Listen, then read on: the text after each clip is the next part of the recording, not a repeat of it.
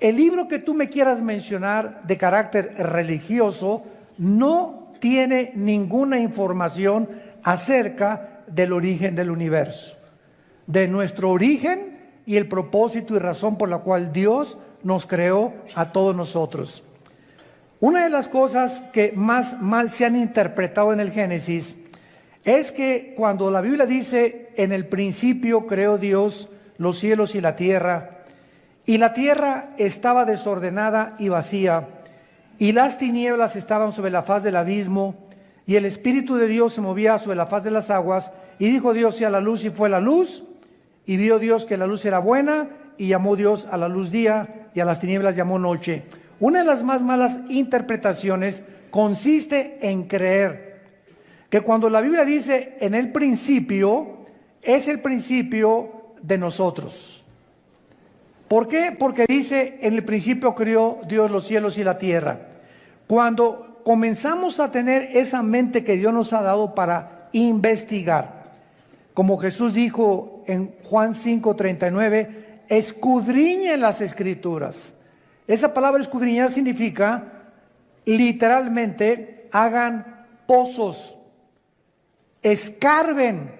El petróleo no se encuentra a 1 metro de la superficie de la tierra, ni a 10 metros de la superficie de la tierra. El petróleo tiene que perforar muchos metros, hasta kilómetros, para que ese precioso líquido, como se le llama el oro negro, salga a la superficie.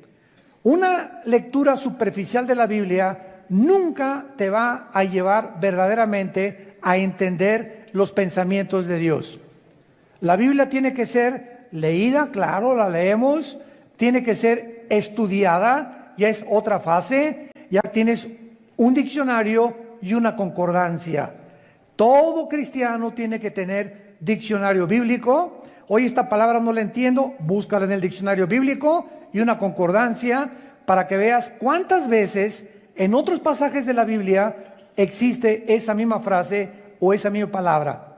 Y entonces comienzas a convertirte en un estudiante de la Biblia, que la Biblia le llama en el griego matetos, que se tradujo discípulo. Entonces, todos los cristianos somos hijos de Dios, pero no todos los cristianos se convierten en discípulos.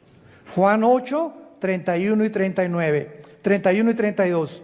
Hablando Dios a los que ya habían creído en Él, les dijo Jesús: si ustedes permanecen en mi palabra, que significa anclados, estudiándola, leyéndola, memorizándola, meditándola, serán mis discípulos y conocerán la verdad, y la verdad los hará libres. Esta es la razón por la cual encontramos cristianos de 5 años, de 10 años, que ya han ido a la iglesia, o 2, a 3, 4, a 5 iglesias, etcétera, etcétera, y permanecen igual que cuando hicieron la decisión de invitar a Cristo a sus vidas. No se han convertido en discípulos, se levantan en la mañana, nunca tienen el tiempo porque se necesita disciplina. ¿Me escucharon? Se necesita, para todo lo que hagas en la vida, se necesita disciplina. ¿Qué quiero ser futbolista? Ok, te vas a levantar de las 5 a las 7 de la mañana y te vas a ir a entrenar, y a las 8 te vas a la escuela. Así te va a decir el entrenador. ¿Qué quiero ser karateca? Muy bien, vas al gimnasio y tienes que practicar 4 o 5 horas de karate. Yo cuando alcancé la cinta negra en karate y en Kung Fu, cuando me dijo el maestro que si quería seguir adelante, le dije: no tengo tiempo, sinceramente, porque ya me había convertido. Cuando quieres estudiar japonés, tienes que ir a un estudio, a una escuela, te dan tu libro, te dan tus exámenes y te pones a estudiar no solamente superficialmente, sino este signo es la A, este la B, este la C. Pero necesito 1 hora diaria en mi vida para estudiar lo que yo quiero estudiar. Así que si los cristianos no tienen 1 hora diaria mínimo para dedicarse a leer la Biblia, a hacer estudios de la Biblia, a escribir cuando el predicador está hablando, trae siempre una libretita. Me acuerdo del misionero que me guió a Cristo, Armando, cuando vayas a un mensaje, a una conferencia, siempre lleva tarjetitas, tu pluma, y escribe los pensamientos que te interesan o las citas que el predicador está diciendo, para que eso lo guardes y al ratito ya llevas un libro de todos los pensamientos y te das cuenta que comienza Dios a darse cuenta que realmente te interesas en conocerlo. Mientras tú no tengas esta disciplina, no vas a pasar de una mediocridad bíblica donde a los 5 o 10 años sigues preguntando, ¿puedo ir a Halloween? ¿Ser malos los tatuajes? ¿Las mujeres tienen que tener pantalones o no sin pantalones? ¿Y cómo debe ser el pelo, largo o corto? Y están en un mundo de kindergarten, con preguntas que son de kindergarten, que ya esas cosas tú ya tienes que estar mucho más adelante y entender que la vida cristiana no consiste en tu pelo o tu tatuaje o el pantalón, etcétera, etcétera, sino en el reino de Dios, donde Dios quiere que tengas paz, tranquilidad. Romanos 14, el reino de Dios consiste en paz en el Espíritu Santo. Entonces, ¿qué te sirve no estar tatuado y no traer el pelo de tal manera y no usar los pantalones? Y podemos en Navidad poner árbol de Navidad. ¡Qué increíble! ¿Y guardas el sábado o no guardas el sábado? Porque nosotros guardamos el sábado. ¡Qué bueno! Yo guardo los 7 días de la semana. Ese es el estado escúchenme, se los digo porque hemos viajado por muchas naciones, ese es el estado en que la mayoría de las iglesias se encuentra en pañales. No han llegado a la madurez espiritual y ya estuvo suave. Entonces pura lechita y lechita y lechita y lechita y lechita, y es hora ya que entremos exegéticamente, profundamente a estudiar la palabra de Dios, para que te animes y te sorprendas de lo que Dios tiene escondido para aquellos que le aman.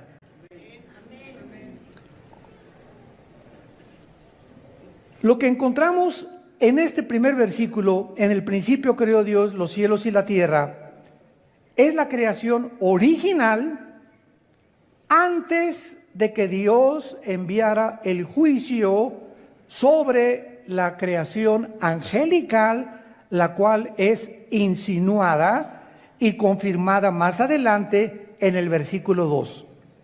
Síganme con mucho cuidado. En el principio Dios creó los cielos y la tierra. En este principio que Dios creó, pasaron millones de años, y en el versículo 3 o 4 de la Biblia del Génesis en adelante, comenzó la recreación de la tierra.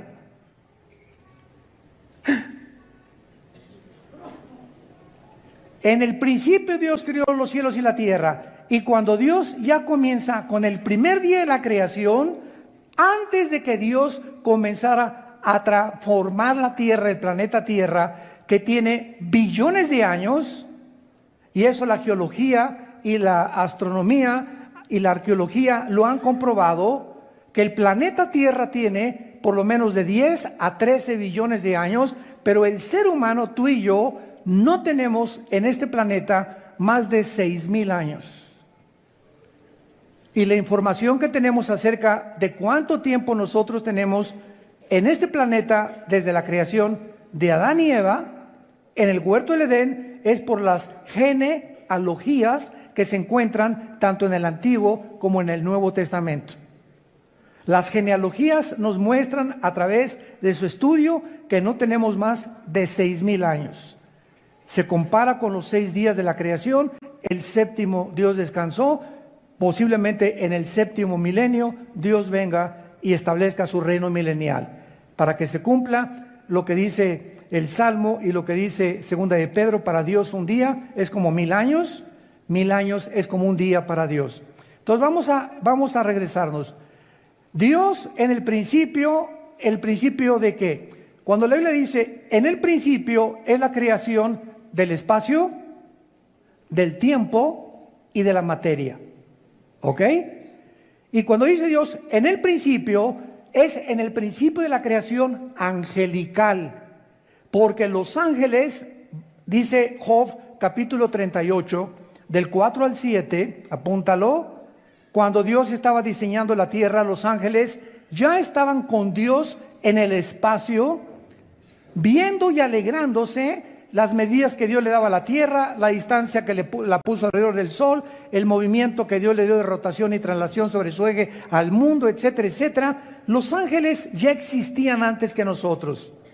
Y cuando Dios coloca en este planeta a la primer pareja humana, Adán y Eva, Satanás o Lucifer ya se encontraba en el huerto del Edén como una criatura caída. Esto nos habla que el pecado entró antes que nosotros con los ángeles. Al mundo entró por Adán y Eva. Romanos 5:2. Pero antes de nosotros el pecado ya había entrado en el universo. Ahora bien, vean qué cosa más interesante. Dios habita en la eternidad. Amén.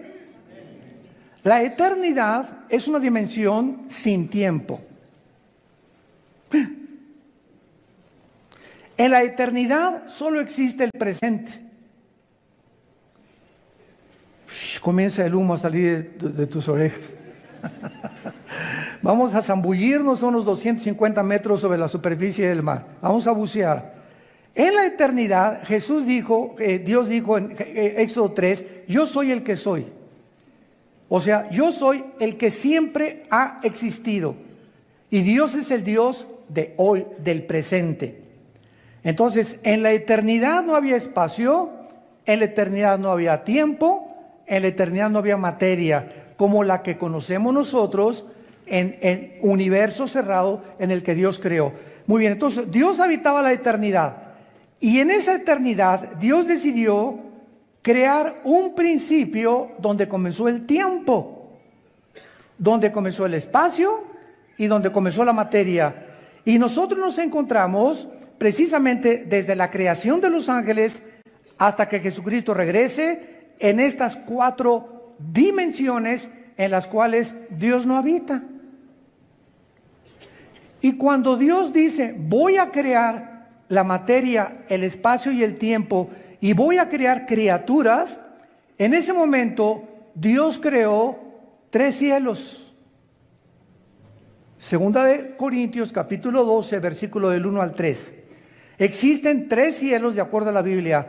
El primer cielo es de la atmósfera hacia nosotros. Se llama el hábitat de Satanás y sus ángeles. Efesios 2, del 1 al 3. A Satanás se le llama el príncipe de la potestad del aire. Y esa palabra aire en el griego es atmósfera. O sea, Satanás actúa de la atmósfera hacia abajo. Y de la atmósfera hacia abajo existe alrededor de la Tierra lo que se conoce como un circuito, ¿verdad?, de electromagnetismo. Y ese electromagnetismo que existe de la atmósfera, ya arriba de la atmósfera no hay electromagnetismo, el electromagnetismo rodea toda la Tierra, es lo que Dios hizo antes de colocarnos a nosotros para que la comunicación fuera hecha posible. O sea, ¿por qué me están escuchando ahorita ustedes? Tengo un aparato que se llama micrófono, que es transmitido a través de ondas, la luz es transmitida a través de ondas, etcétera, etcétera. Pero ustedes me pueden escuchar ahorita y esto que estoy hablando se puede grabar y se puede quedar en una cinta, ahí la voz pegada, gracias al espectro electromagnético que rodea la Tierra. O sea, lo primero que Dios hace cuando dice, y que sea la luz, oiga, espérame tantito, no se contradijo Moisés que escribió el Génesis, porque de acuerdo a la Biblia, hasta el versículo 14 aparece el sol y la luna. Y vamos a encontrar nosotros que hay 3 palabras importantísimas en el hebreo para entender que estas 3 palabras describen lo que Dios creó de la nada, lo que Dios después de que lo creó, lo hizo con la materia ya existente y lo que Dios arregló o adornó finalmente, que es la palabra bara, crear de la nada, asa, crear algo que ya estaba hecho, pero darle forma o moldear. Y yatzar, que significa hacer o arreglar. Y si no conocemos el orden de estas palabras en el Génesis, pues podemos decir que Dios creó el sol y la luna y las estrellas cuando Dios creó al ser humano, lo cual es una gravísima equivocación. El sol, la luna y las estrellas, escúchenme, ya existían antes que nosotros fuéramos puestos en este planeta. Porque cuando dice el versículo 14, dijo Dios, haya lumbreras en la expansión, dice la Biblia en el versículo 17, y las puso en la expansión para alumbrarse la tierra, no dijo, y creó Dios el cielo y la tierra. La palabra que usó Dios, hayá, en el hebreo, significa poner en movimiento. De alguna forma, antes de que Dios creara al hombre, estaba el sol congelado, la luna detenida, la tierra envuelta en agua. En el versículo 1 no estaba envuelta en agua. Isaías 45:18, Dios no creó la tierra desolada y vacía. ¿Qué le pasó al planeta Tierra? Entre el versículo 1 y el versículo 2, que se convirtió la tierra en una desolación, en un desierto, en una vaciedad, donde las tinieblas, Dios es luz y ninguna tinieblas hay en Él. Y Él no crea nada absolutamente más que a través de la luz. Las tinieblas entraron al universo con la caída de Lucifer. Y cuando Dios recrea el planeta Tierra, las tinieblas ya estaban alrededor del mundo y cubrían el abismo. Y la palabra abismo, que significa pozo profundo, se encuentra en el fondo del mar. Ahí en el fondo del mar se mueven las prisiones de la oscuridad donde se encuentran los ángeles caídos. Cuando estudies Apocalipsis capítulo 9, vas a descubrir que en una de las trompetas, ahí junto al río Tigris y Éufrates, se encuentran 4 ángeles atados. ¿Qué angelitos tienen que ser para que estén atados? Que van a ser desatados en la gran tribulación. Entonces, cuando Dios dice que sea la luz, me estoy adelantando todo esto para darles un resumen. Cuando dice Dios que sea la luz, crea el espectro electromagnético, donde gracias al espectro electromagnético es posible la comunicación. Dios quiso que nosotros los seres humanos nos comunicáramos. Fue lo primero que hizo Dios, facilitar y preparar el mundo para la comunicación. Para tener comunicación con tu esposa, con tus hijos y con Él también. Porque a Dios le interesa tener contacto con nosotros. Tú te sales de la atmósfera y nos vamos a Marte, nos salimos de la atmósfera. Y si yo te digo allá arriba, Pepe, no me escuchas, porque ya no viaja el sonido como viaja de la atmósfera hacia abajo. Entonces, al salir de la atmósfera, los astronautas necesitan trajes espaciales para comunicarse. En la Luna, imagínate a un astronauta que se quite el casco y el otro también y le diga, hey, ¿me ves o me oyes? Nada, porque ya no viaja el sonido fuera de la atmósfera. Esto nos habla de un universo afinado, diseñado, preparado, como cuando una mujer está embarazada y va a tener un hijo. ¿Qué hace la mujer? Prepara los pañales, va a comprar una cunita para que cuando nazca este bebé ya tiene las mamilas, el bebé está ya en su cunita que lo está esperando, en sus pañalitos, en su colchita. La mamá prepara el medio ambiente para el bebé que acaba de nacer. Antes de que Dios nos criara, nos preparó nuestra cuna, el planeta Tierra. Y lo adornó con puestas de sol, y con lagos, y con mares, y con árboles. Hizo manzanas, hizo uvas, hizo chabacanos, hizo nueces, hizo el agua, hizo ríos. Todo estaba listo en el 6º día, cuando Dios nos puso a nosotros en este planeta. Nada es coincidencia, y el orden que encontramos los 6 días de la creación nos hablan de cómo es posible que Moisés, que escribió los 5 libros de la Biblia que se llama la Torá o el Pentateuco, ¿quién le dijo a Moisés el orden que hasta el siglo pasado la ciencia comprobó que así tenía que ser? El ser humano no podía existir si antes no había plantas, con la fotosíntesis. El ser humano no podía existir si no había agua. El ser humano no podía existir si el sol no estuviera alumbrando, porque el sol es la fuente de la vida aquí en el planeta orgánica. El ser humano no podía existir sin que todas las cosas del orden en que se describe en el Génesis existieran antes que nosotros. Este orden no lo hizo Walter Mercado.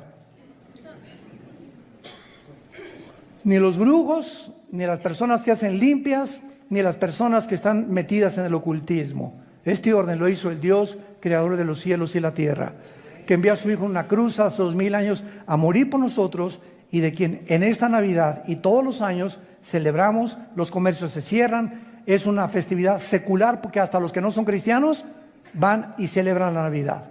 Hasta los ateos tienen vacaciones. Muy bien.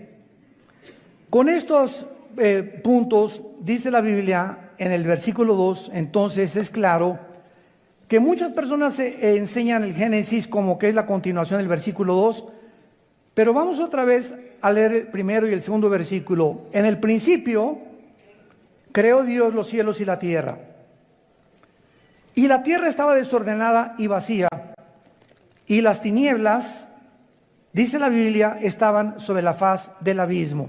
Ahora, muy bien, esta condición en la que la Biblia muestra la tierra en el versículo 2 no se encontraba así en el principio. ¿Cómo lo sabemos? El profeta Isaías, en el capítulo 45, versículo 18, nos lo dice. Isaías 45, 18, porque así dijo Jehová, que creó, esta palabra crear, vara con B de burro, es crear de la nada, de ningún material, de ningún átomo, de ningún protón existente, de lo que no existía. Dios al principio creó los cielos y la tierra de la nada. Y aquí en Isaías 45, 18 dice, así dijo Jehová, que creó, vara puso Isaías en el original, que creó los cielos, confirmando Génesis 1:1. Él es Dios el que formó Yatzar. Velo apuntando en tu Biblia. Allá no se usa vara. Después de haber creado el universo, Dios comienza a darle forma, a moldearlo. Es lo que se llama formar. El que formó la tierra, el que la hizo y la compuso. Compuso es ya asa. Es la tercera palabra hebrea que tenemos que estudiar, porque ya significa arreglar. Tú vas a Liverpool y compras un regalo, y compras unos guantes. Ya tienes los guantes. Ahora le dice a la muchacha, ¿me los podría usted envolver para regalo? Entonces los guantes ya existen, los pones en una cajita y les pones una caja y después un moño, que a los hombres no nos interesa con moño o sin moño. Se los repetimos, mujeres. Las mujeres, verás, son detallistas y se esmeran y le ponen a cositas así, y nosotros llegamos y ¡purrum! Rompemos todo. Oye, ¿qué te gustó el moño? ¿Cuál moño? Ni siquiera me fijé en el moño que traía, ni en el color que traía. Así somos los hombres, ¿no? No somos tan observadores como ustedes. Entonces, cuando ya ese regalo se adorna, es lo que significa la palabra atza. Entonces, cuando ya Dios hizo la tierra y el universo, Dios la comenzó a adornar la tierra, y nos levantamos en la mañana y tenemos una puesta de sol impresionante, la cantidad de hidrógeno mezclado con oxígeno para respirar. Ahorita tú respiras y yo respiro porque hay una combinación perfecta de hidrógeno con oxígeno y otros gases en lo que llamamos la atmósfera terrestre. Salimos de la atmósfera, te mueres, porque esa combinación no existe fuera de la atmósfera terrestre. Dios preparó, Dios arregló todo para que nosotros pudiéramos conocer a Dios. Y dicen Romanos capítulo 1, porque lo que Dios se conoce les es manifiesto, pues Dios se los manifestó. Porque el eterno poder y deidad de Dios se hace visible claramente desde la creación, siendo entendido esto por medio de las cosas hechas, de manera que no tienen excusa, dice Dios. Oye, hermano, ¿y qué de los salvajes y de las tribus que nunca conocieron la Biblia y nunca conocieron a Dios? no importa el estado en que se encuentre una civilización, los cielos cuentan su gloria, y precisamente por saber, porque traemos la eternidad, Eclesiastés 3:11, Dios puso la eternidad en el corazón humano. Por traer la eternidad, no importa los salvajes o la cultura que existan, algo nos dice que hay algo que está fuera de nosotros, que trasciende nuestra humanidad. Y entonces los salvajes hacen un árbol, o le llaman espíritus a los árboles o a las ramas, o agarran un tronco y forman una imagen de un dios y se inclinan ante la obra de sus manos. Como decía el fundador del psicoanálisis, Sigmund Freud, el hombre es incorregiblemente religioso. Una tendencia que ningún sociólogo, psicólogo ni historiador ha podido explicar. ¿Por qué el hombre, a través de los 6,000 años que tenemos, de alguna forma estamos buscando algo o alguien a quien adorar? Porque traemos la eternidad.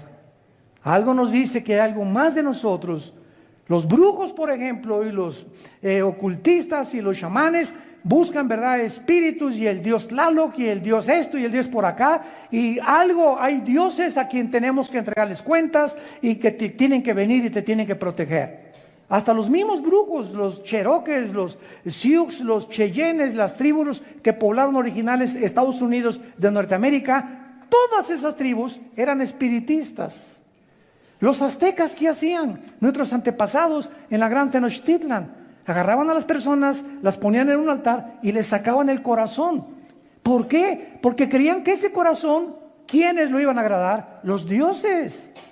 El dios Tlaloc, y los dioses de la luna, y los dioses del agua. Los griegos, el dios Zeus. Y eran inteligentísimos los griegos, con una cultura impresionante y con una filosofía y una lógica increíble. Pero ellos creían en dioses poderosos que de alguna manera tenían relación con los seres humanos. Nunca ha habido una civilización, ninguna historia, donde el ser humano no esté buscando a quien adorar. Quien puso eso, nunca he visto yo a los conejos hincarse y levantar las patitas y alabar a Dios. Los changos tampoco, ni los perros tampoco, ni los orangutanes, menos los hipopótamos. Nunca veo un hipopótamo que diga, alaba a Dios.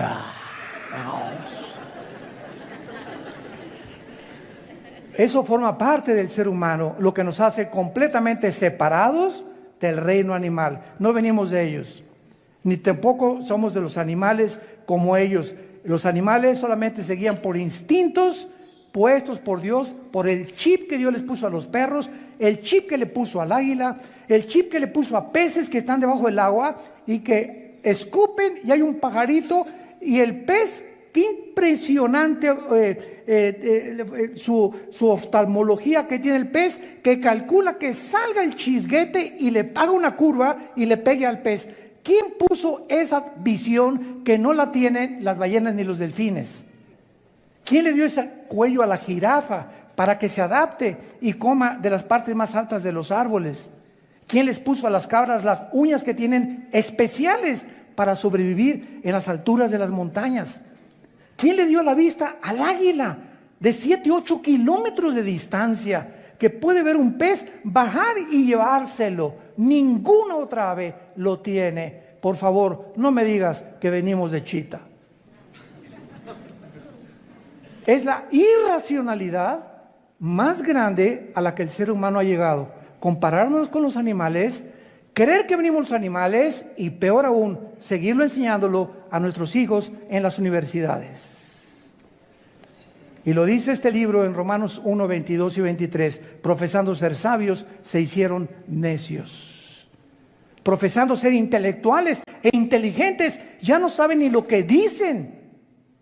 Cuando va contra la razón, contra la genética, contra la biología y contra las propias leyes de la física. Pero así es el hombre de soberbio y de orgulloso en sus postulaciones filosóficas. Muy bien. Entonces, veamos ahorita a continuación que dice en Job capítulo 38, que estos ángeles que fueron creados antes de nosotros, dice el versículo 4, y le pregunta a Dios a Job, Job 38, 4, Vean la pregunta que Dios le dice a Job: ¿dónde estabas tú cuando yo fundaba la tierra? ¿Hay alguien que pueda contestar eso? Nadie. ¿Cuál es la respuesta? No sé, porque no había nacido. ¿Ok? No sé porque no había nacido. Ningún ser humano estaba vivo cuando Dios creó el universo. Conclusión: el ser humano jamás podrá saber cómo fue creado el universo si Dios no nos los revela y nos los deja escrito en un libro que se llama la Biblia. Si no tuviéramos la Biblia, no sabríamos de dónde venimos ni cómo fue creado el universo. Pero al tener la Biblia nos damos cuenta que Dios nos ama, nos quiere dirigir, nos quiere comunicar y darnos información, quiere que conozcamos la verdad y nos quiere sacar de la oscuridad en la que nacimos.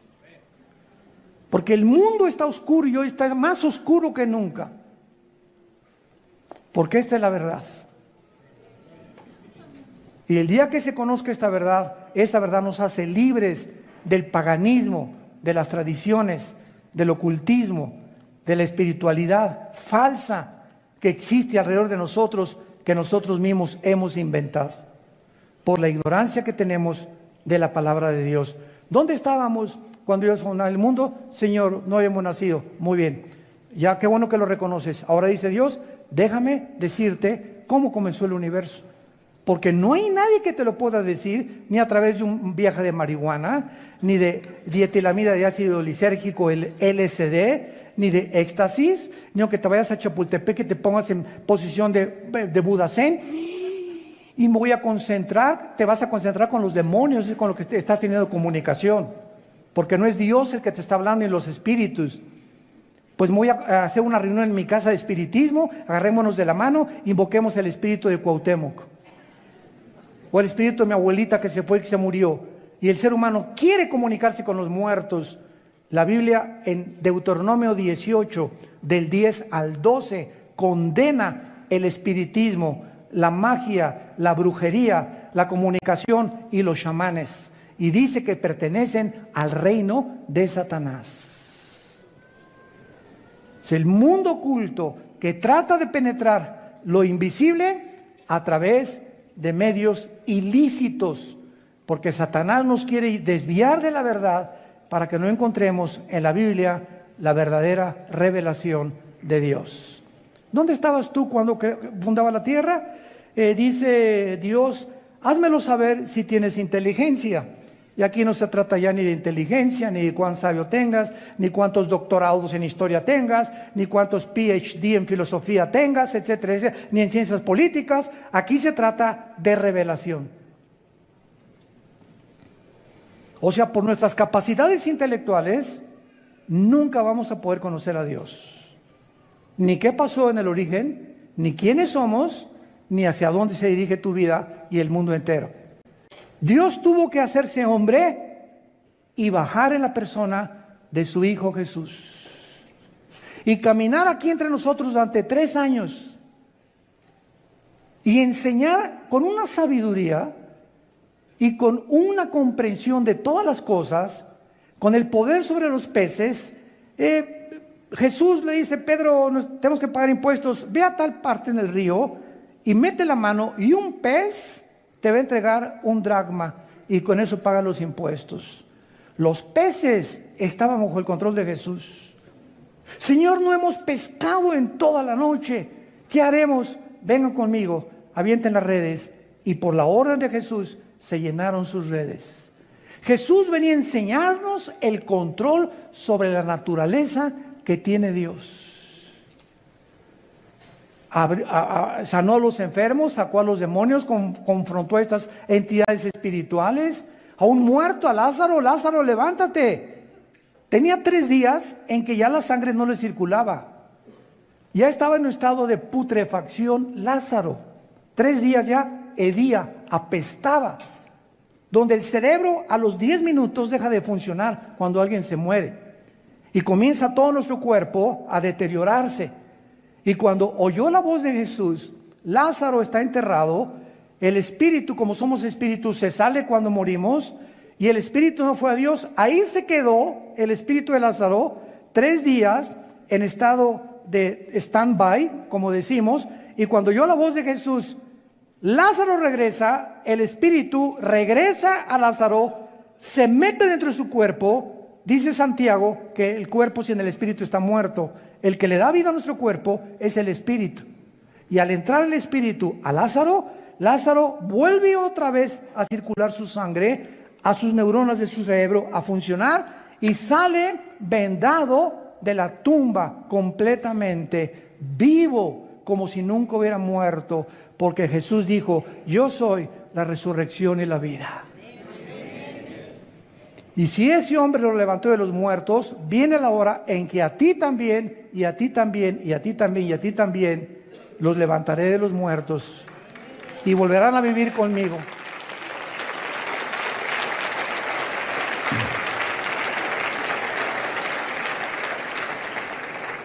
Y continúa Dios interrogando a Job 38, versículo 5. ¿Quién ordenó sus medidas y lo sabes? O sea, Dios quiere que sepamos que no hizo así, y apareció un globo ahí flotando, una esfera, que es el planeta Tierra. Dios ordenó la distancia que tenía que tener, la fuerza y el movimiento que tenía que tener sobre su eje, la inclinación de 23 grados sobre su eje, etcétera, etcétera. Todo lo que está en el universo tiene un orden, tiene un diseño inteligente. Detrás de una pintura hay un pintor, detrás de un reloj hay un relojero, detrás de un traje hay un sastre, detrás de una escultura hay un escultor, detrás de un edificio hay un arquitecto, detrás de un diseño inteligente hay un diseñador inteligente, por el amor de Dios. Pero hemos sido tan tercos los seres humanos de ir en contra de la revelación que Dios nos ha dado. Pero al bajar Jesucristo ya no tenemos excusa, porque Él dio a conocer al Dios vivo y verdadero. Y le dice Dios a Job, versículo 6, ¿sobre qué están fundadas sus bases? O sea, ¿sabes sobre qué está sostenida la tierra?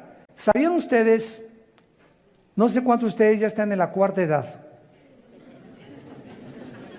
o creo que ya desde la tercera edad, pero ya los que pertenecen a la tercera edad, o los que pertenecemos a la tercera edad, ¿verdad?, que ya llegamos al 6º piso,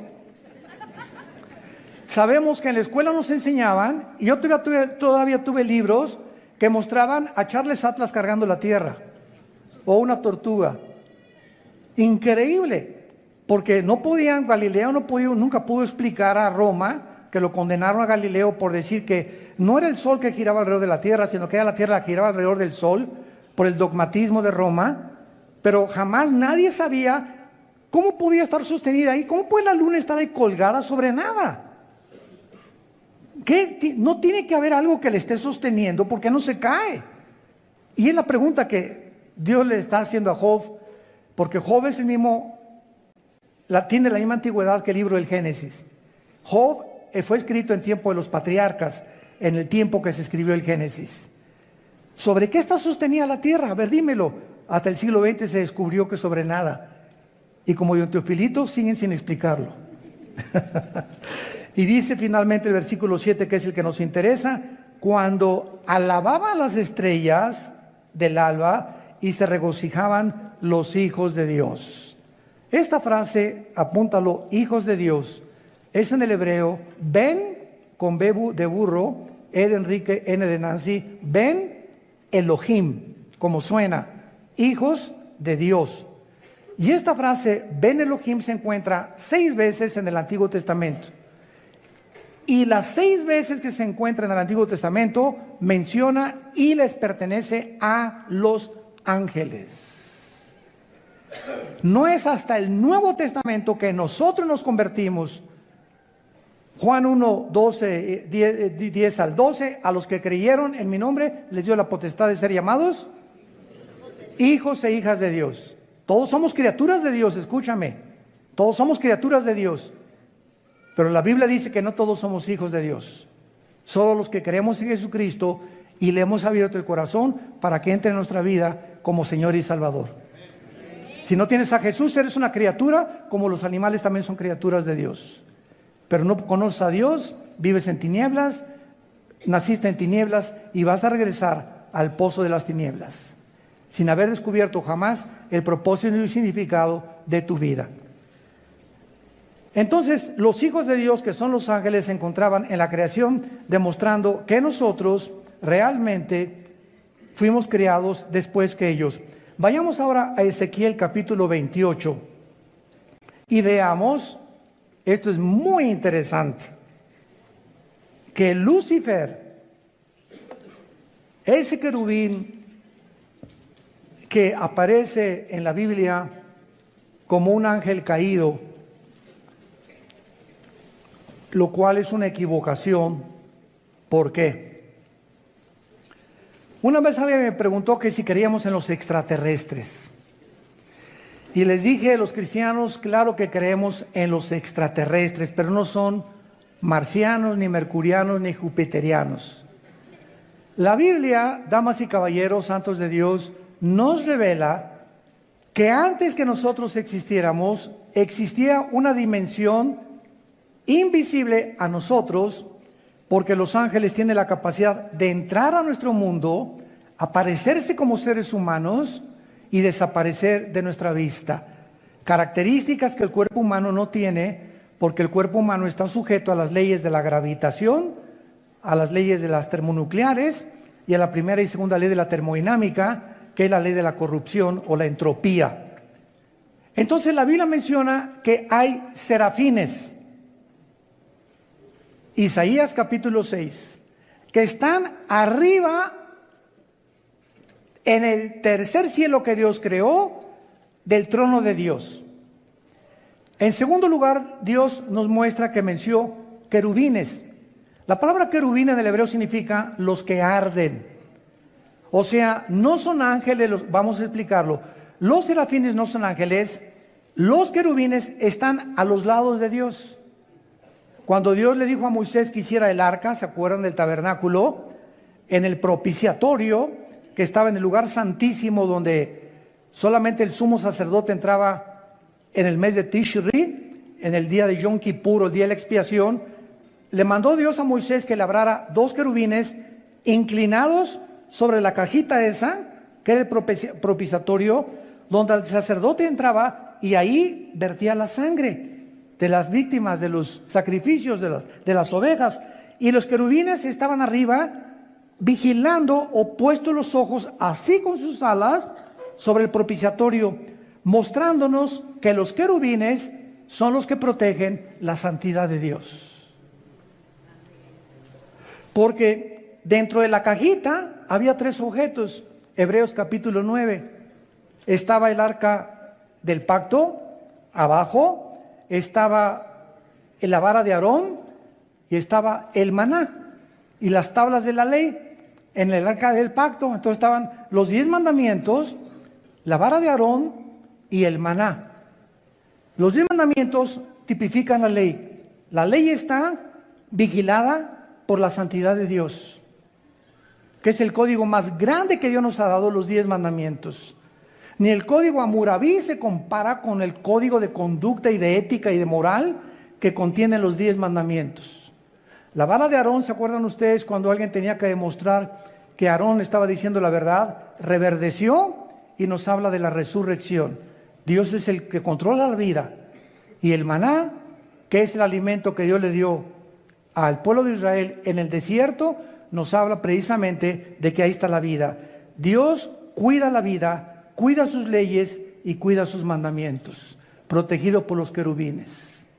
Cuando Dios sacó a Adán y Eva del huerto del Edén, Génesis capítulo 3, ¿se acuerdan que Dios puso en la entrada del huerto a quién? No, ángeles no. Vamos a ver ahorita la diferencia entre los ángeles y los querubines. Puso querubines con una espada encendida para que el hombre no regresara a comer del árbol de la vida. Escuchen esto. Y dice Génesis 3, si Adán y Eva hubieran regresado al huerto del Edén y un querubín no les dice, aquí no vuelven a entrar jamás, el hombre en la misericordia de Dios los protegió, que si comían del árbol de la vida iban a vivir eternamente en pecado.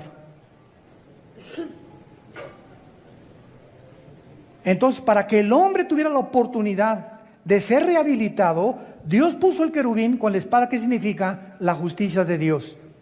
El querubín representa la santidad de Dios.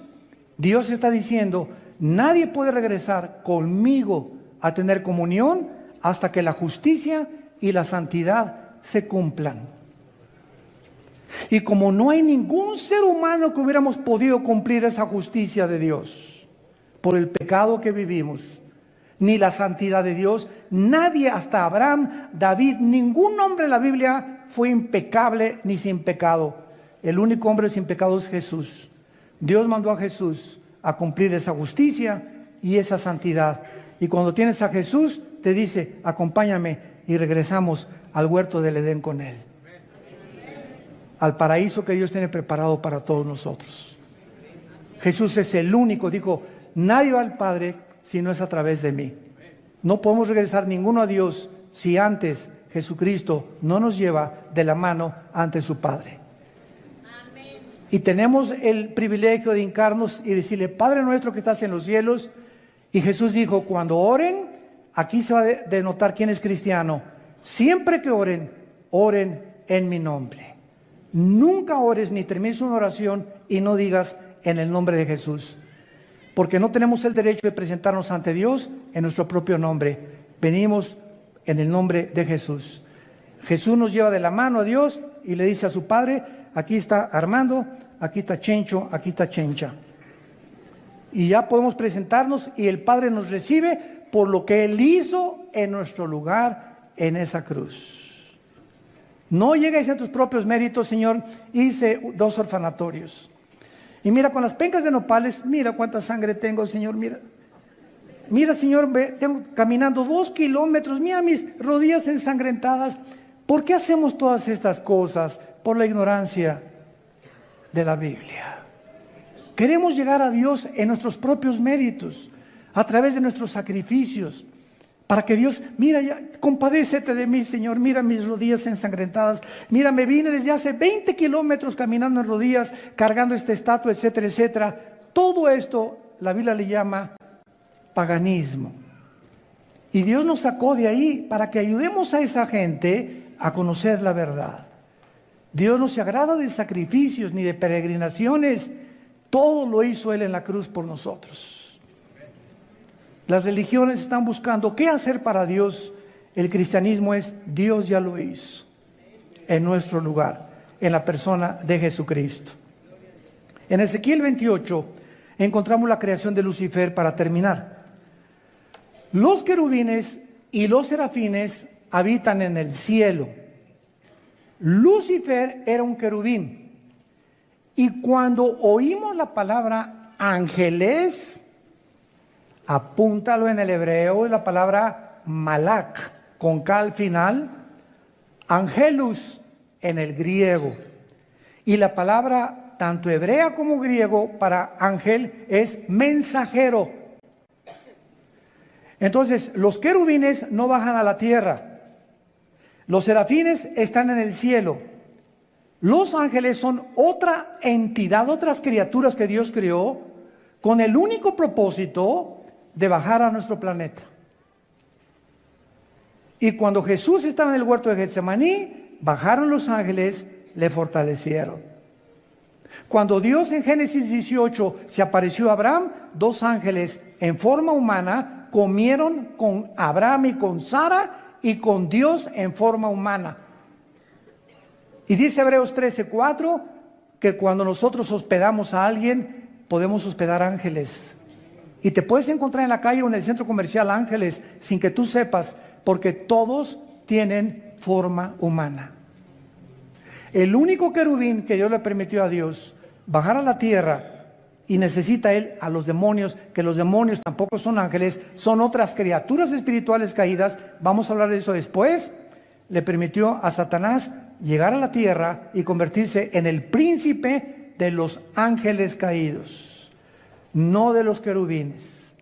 Entonces tenemos que aprender a diferenciar los términos para conocer bien la Biblia.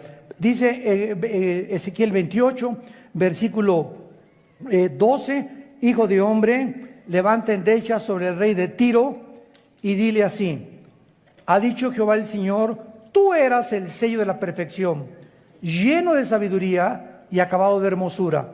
En Edén, en el huerto de Dios estuviste.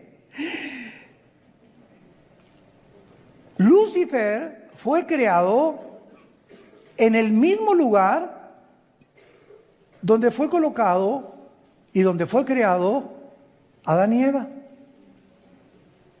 O sea, ese huerto ya existía antes y solamente fue renovado, pero vamos a ver que cuando Lucifer habitaba en el huerto de Dios, no era el huerto como el de Adán y Eva.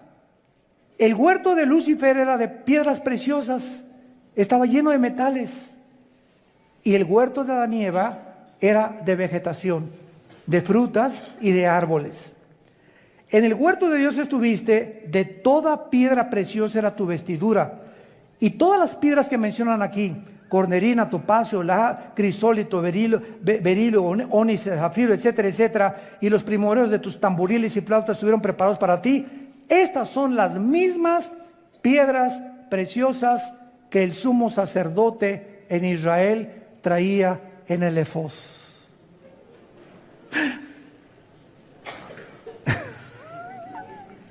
Cuando comenzamos a conectar las piezas de la Biblia y hacemos el rompecabezas, comenzamos a tener descubrimientos impresionantes. Estas mismas piedras que tenía Satanás en sus vestiduras son las mismas piedras, eran 4 piedras y 4 piedras en Éxodo, 12 piedras que el sacerdote tenía aquí, y al entrar al lugar santísimo representaban a las 12 tribus de Israel. Cuando el sumo sacerdote entraba al lugar santísimo con el efod, le estaba diciendo a Dios: vengo en representación de las 12 tribus de Israel. Ellas no pueden entrar donde yo puedo entrar. Solo yo, el sumo sacerdote, representando a Cristo que iba a venir después, puedo representar a los seres humanos. Y actualmente el sacerdote, desgraciadamente, de la Iglesia Católica dice lo mismo, que Él nos representa ante Dios, porque nosotros somos los portadores del Evangelio de la gracia de Dios. Te damos gracias, Señor, por tu palabra en esta tarde. Conocen la historia de la iglesia cristiana. Muchas veces vamos al seminario y nos enseñan algunas cosas superficiales de la iglesia, pero cuando nosotros nos adentremos a continuación en esta información bíblica e histórica, vamos a tener armas para poder realmente entender qué es el cristianismo y la responsabilidad tan grande que tenemos de continuar lo que los cristianos en la iglesia primitiva iniciaron. La iglesia cristiana, como todos sabemos, tiene sus raíces en el judaísmo. No que el judaísmo sea la iglesia cristiana, sino que Cristo fue judío y los primeros apóstoles fueron judíos. Y Pablo manda en Romanos predicar primero a los judíos y después a los gentiles. Entonces Dios escoge en Israel a un hombre para que a través de este hombre, Jesucristo, pudiera venir la redención del mundo. Podríamos preguntar: ¿y por qué no fue en España? ¿Por qué no fue en Italia? ¿Por qué si hubiera sido en Italia los franceses hubieran dicho: ¿por qué no en Francia? La cuestión es que Dios en su soberanía escoge a un hombre, bueno, Abraham y todos los que vienen de Israel, para poder traer la Biblia y traer el Salvador al mundo. Los primeros cristianos fueron judíos, y cuando los primeros cristianos comenzaron a predicar el Evangelio, se enfrentaron con un caos teológico que lo narra el libro de los Hechos. El libro de los Hechos no es un libro doctrinal, es un libro histórico que narra la transición del judaísmo al cristianismo. Entonces, cuando los judíos cristianos de la iglesia primitiva se enfrentaron que Israel no era ya la nación que Dios había escogido para propagar las buenas nuevas, sino que ahora eran los gentiles, hubo un problema teológico gravísimo que tuvieron que convocar un concilio, los apóstoles, para determinar qué cosas del Antiguo Testamento podían seguir vigentes y qué cosas quedaban anuladas. La iglesia primitiva tuvo su iglesia, su inicio en Pentecostés. Capítulo 2 de los Hechos. Ahí comienza la iglesia del Nuevo Testamento. Mateo, Marcos, Lucas y Juan.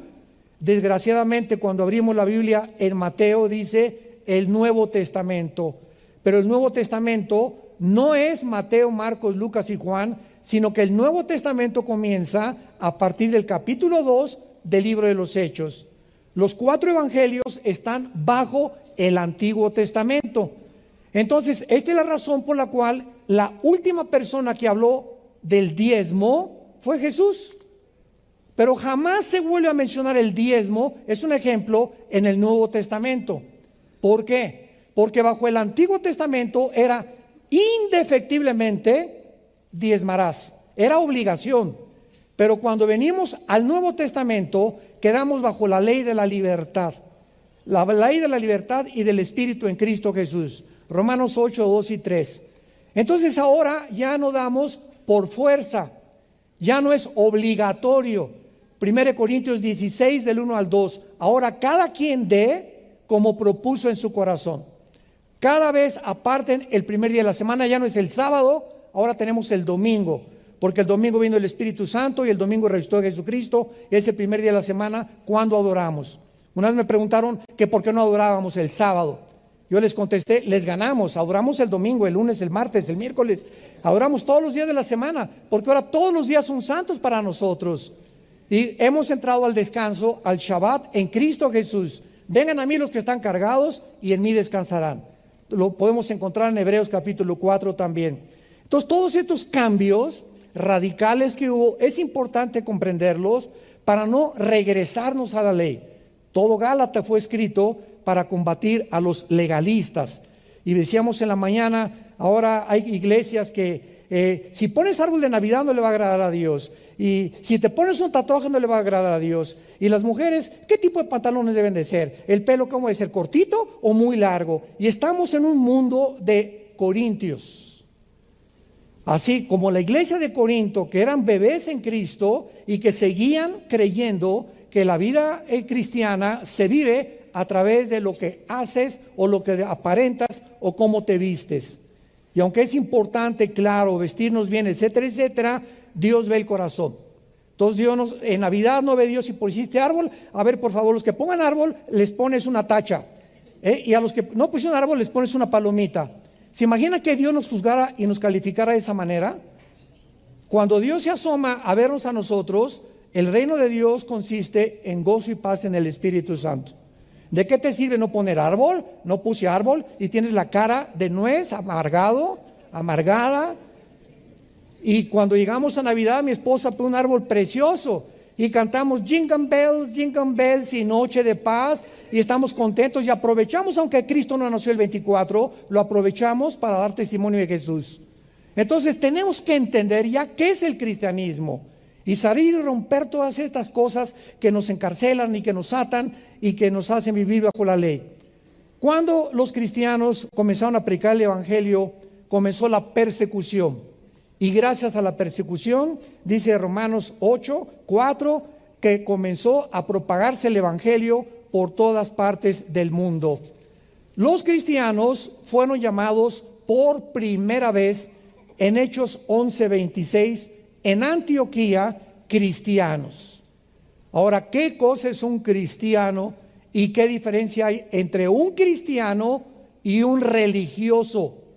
La palabra religión viene de la palabra latín volver, ligos, ligar. Entonces, una persona religiosa es una persona que está tratando, volviendo otra vez a ligarse con una deidad o con una fuerza invisible o con el poder, porque siente una conciencia culpable y porque traemos la eternidad en el corazón. Y esa es la religiosidad. Y todas las religiones, sin ninguna excepción, enseñan dos factores comunes denominadores. Todas las religiones, la que tú me quieras enseñar, predican la salvación por las obras y por los sacrificios. Tienes que hacer algo para que Dios te acepte. Tienes que portarte bien para que no te vayas al infierno. Y venimos al cristianismo y contiene un mensaje que no es humano. y se llama evangelio. Las buenas noticias, evangelio en el griego. ¿Y cuáles son las buenas noticias? Que Dios le dice al mundo: no tienen ustedes que hacer nada. Eres homosexual, eres lesbiana, borracho, has abortado 10 veces, te dicen el Chapo de Toluca. No me importa, dice Dios, cuántos pecados, escuchen todos, tienen ustedes. Vengan a la cruz. El evangelio no es que tú sabes que primero tengo que dejar el homosexualismo, si no Dios no me acepta. Y pues primero voy a tener que dejar a mi amante. O voy a tener que dejar primero ya perdonar para poder realmente me acepte Dios. Y siempre estamos poniendo condiciones para que Dios nos acepte. Y el mensaje es: ven cómo estás. Con la única condición que te arrepientas de tus pecados. Que le digas en esta tarde: Señor, estoy mal, reconozco que no puedo seguir negando mi sexualidad, no puedo seguir con esta amante, no puedo seguir acostándome con mi novia, no puedo seguir robando. Señor, reconozco, soy pecador, ten de mí misericordia. Y en ese momento Él nos da el poder para poder cambiar. Si pudiéramos cambiar por nosotros mismos, ¿para qué la cruz? ¿Para qué murió Cristo? Fue el desperdicio más grande de la historia. Nos hubiera Dios dicho: pórtense bien, todas las religiones llevan a Dios y hagan lo mejor posible y nos vemos en el cielo. Pero el mensaje de Dios es: sin derramamiento de sangre no hay perdón de pecados. Es a través de la cruz que Él escogió que pudiéramos tú y yo ser reconciliados, como lo acaba de mencionar el hermano Gerace en su magnífica conferencia que nos acaba de brindar. Muy bien, la palabra cristiano se forma de 2 palabras: Christos, ungido. Anos en el griego, pequeño. ¿Quién es un cristiano? Un ungido pequeño. No es la persona que es evangélico o que es católico o que es mormón o que es bautista o que es presbiteriano. Es una persona que tiene la unción del Espíritu Santo. ¿Que hay católicos cristianos? Sí los hay, pero tarde o temprano Dios los saca de la iglesia. ¿Hay cristianos mormones? Sí los hay. Un día me encontré en un avión, venía platicando con un misionero mormón que tenía a sus hijos aquí en México porque tienen un capital impresionante para mandar misioneros en el mundo, y venía leyendo la Biblia y creí que era cristiano, ya averigué que era mormón y le pregunté: ¿usted cree en la justificación por la fe? Porque es la doctrina y la columna vertebral de nosotros, la justificación por la fe. Solamente la justificación por la fe, solo fide, solo Cristo, solo Escritura. Fueron las 3 palabras, las 3 frases de la Reforma Protestante. Solo Cristo salva, solo la Biblia y nada más la salvación por fe. Y me contestó este mormón que él creía en la justificación por la fe. Yo me quedé asombrado. Dije: entonces, ¿tú crees que no, es por la gracia? Claro que sí. Y le dije: ¿por qué sí es con los mormones? Y me contestó: porque tengo este conocimiento hace una semana. Leyendo la Biblia e hincado, algo me dijo que yo no podía hacer a un lado la justicia de Dios por medio de la fe. Leyendo el capítulo 3 de Romanos. Y me dice: voy a orar, va a ser un conflicto en mi iglesia, pero estoy seguro que no les va a gustar porque no creemos en eso, ni creemos tampoco que Cristo sea Dios, y creemos que puedes tener 10 o 15 esposas. Entonces nos damos cuenta cómo hay cantidad de personas que al mismo tiempo, cantidad de evangélicos, se van a ir al infierno. ¿Me escuchaste? Va a haber miles de evangélicos que se van a ir al infierno, porque las iglesias evangélicas están llenas, casi en la mayor parte del mundo, de personas que se dicen cristianas, que nunca se han arrepentido, nunca ha habido un cambio, ni una transformación en sus vidas, y se siguen llamando cristianos, y no lo son.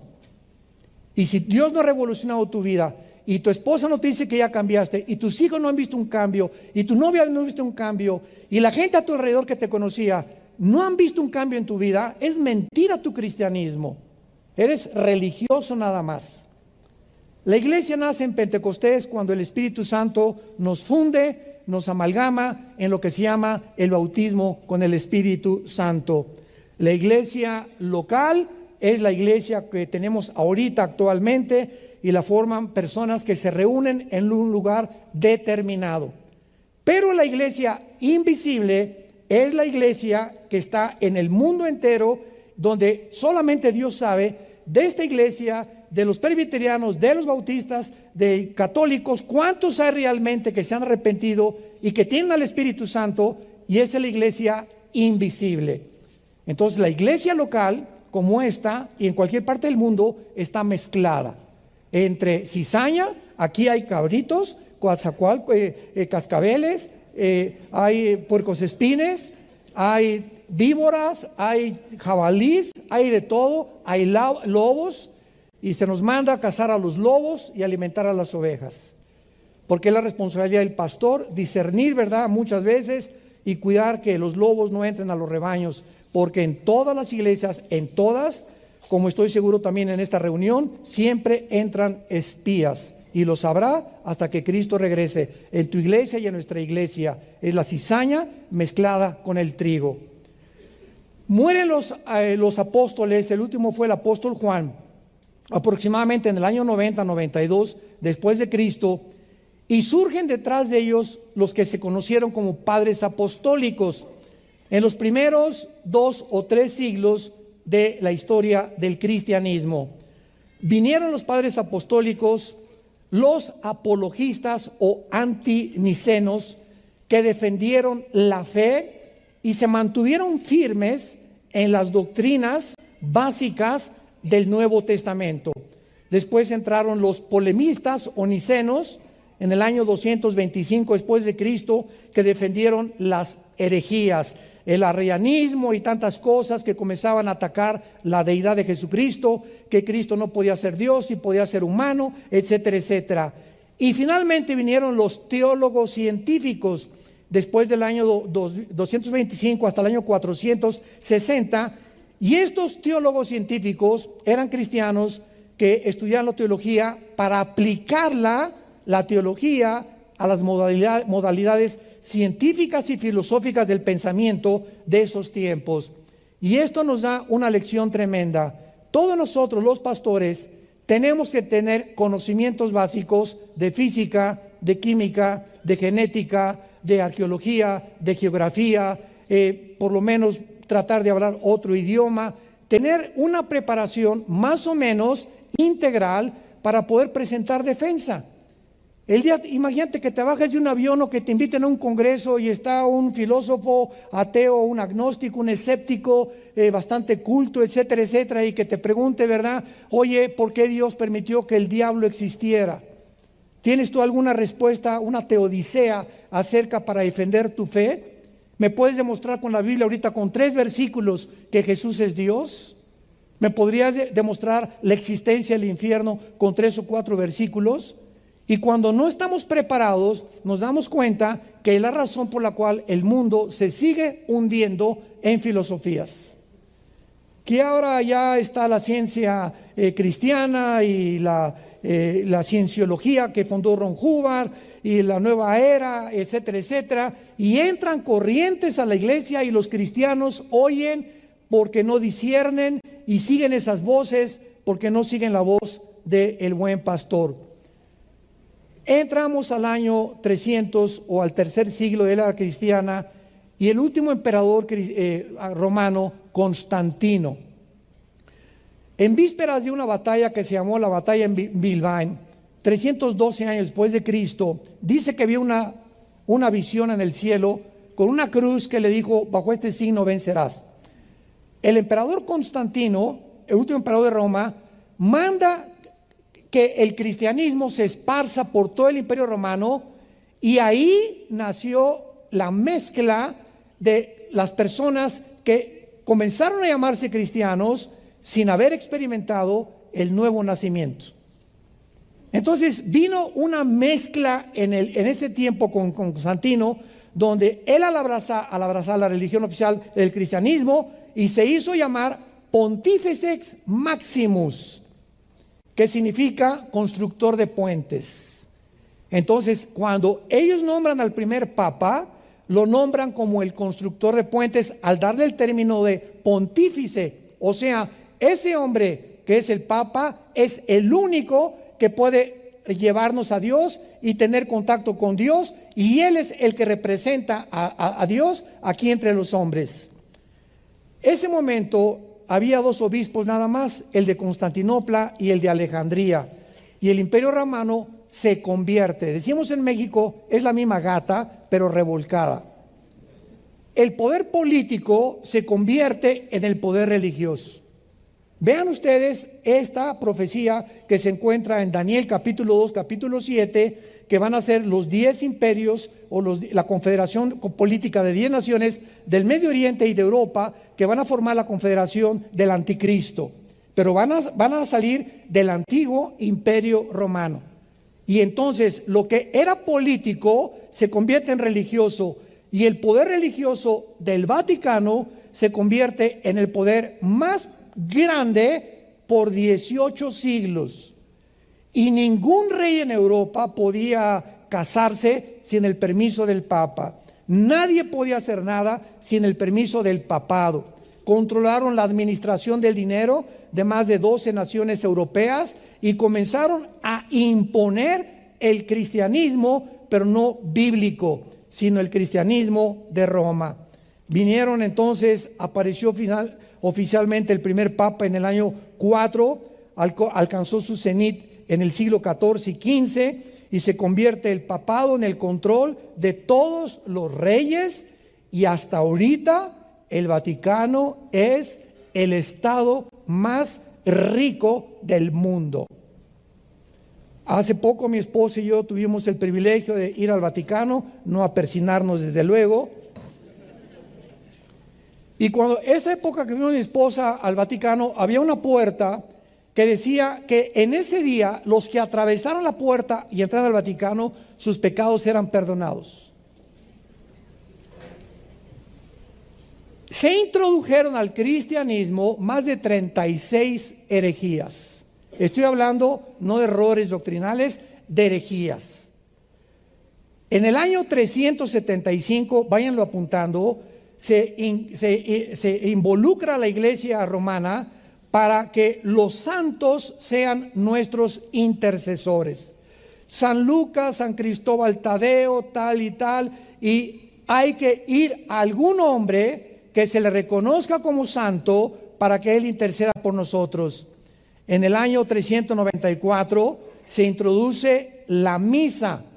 Ahí me encanta preguntarles con todo el respeto que merecen a nuestros hermanos, a nuestros amigos católicos. Oye, tú sabes, tú eres católico, sí. Pregúntale, el 98% de los católicos que tú les preguntes, ¿qué es la misa? No te saben contestar. Pues es la Eucaristía, etcétera, etcétera. Escúchame, de acuerdo al Concilio de Trento, la misa es la repetición del sacrificio de Jesucristo por los vivos y los muertos. O sea, cuando Cristo muere en la cruz, se brincan la cruz y siguen ofreciendo sacrificios. Y dice, por ejemplo, Hebreos capítulo 10, que con un solo sacrificio Cristo nos hizo perfectos para siempre. Ya no necesita más sacrificios. Yo recuerdo cuando era niño, estudiamos en colegio de lasallistas, y a los 13 años me convencieron para ser cura. Imagínense nada más. Entonces me fui al seminario, estuve en un seminario salesiano en Acapulco, Guerrero, y ahí estuve internado como casi un mes. Y recuerdo que una noche llegó un obispo, estábamos cenando, éramos como unos 15, 16 jóvenes que queríamos abrazar el celibato. Y entonces le preguntamos, ¿qué es el celibato sacerdotal? Y el obispo nos dice, bueno, quiero que sepan que ninguno de ustedes se va a poder casar. Y nos volteamos a ver todos. ¿Por qué? Porque tienen que hacer, antes de que los ordenemos, tienen que hacer el voto del celibato sacerdotal. O sea, que se tienen que mantener vírgenes hasta la muerte. Y recuerdo que pues nos acostamos así, ¿verdad? Medio, a mí como que no me caía muy el 20, y al amanecer nos levantamos a las 5:30 a rezar el rosario. A través del cuarto donde yo tenía, había una ventana muy grande y pasó una güerita en una bicicleta. Esto es tremendo, ¿no? Y me acuerdo que me atrajo mucho la güerita. Y como a las 8:30 de la mañana le hablé a mi papá y lo comencé a contar con mis amigos. Le dije, a mí me gustan las mujeres. ¿cómo que no voy a poder casar? Y le dije, papá, fíjate que anoche nos dijeron que teníamos que hacer este voto, y tengo una güerita que estoy pensando, desde que la veo sigo pensando en ella. Así que yo no creo que pueda ser cura. Mi papá estaba feliz porque él no quería que yo abrazara el celibato. A las 10 de la mañana fue y me recogió.